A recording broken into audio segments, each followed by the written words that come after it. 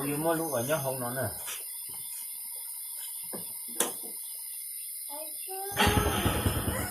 Ui mua lúc nào cho là thò cho lúc ở đi liên ở nó nè.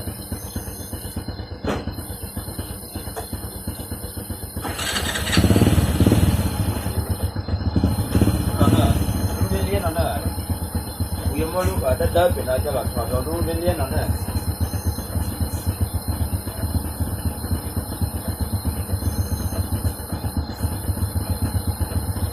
Nó nè, ui mua lúc nào cho là lòng lúc nó nè. Nó sẽ là để bên này cho các sai đó nè.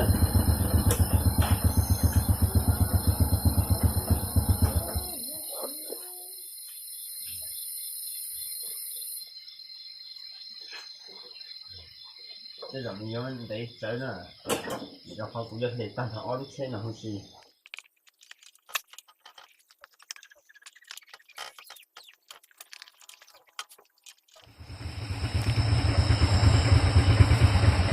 Nó sẽ là cú thống tàu này chỉ nó sẽ là nếu nó nếu mua khó đa thì khó đỡ thì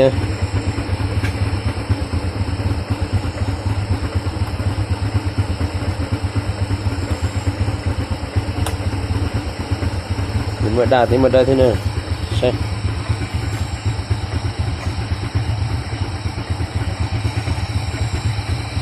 mình chỉ tàu đi nó nữa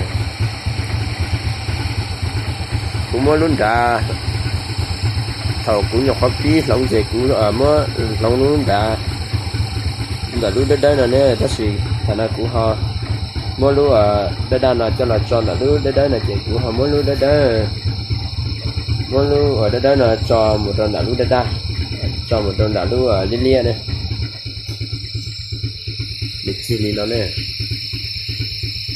thì nó sẽ nè bé sai chuẩn gì mà lúc đây là giờ mình bỏ kế dòng hành nữa sai mình bỏ kế dòng hành nữa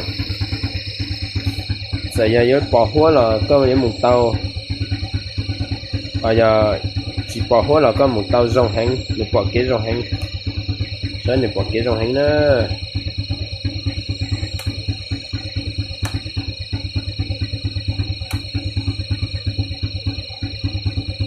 thì nó sẽ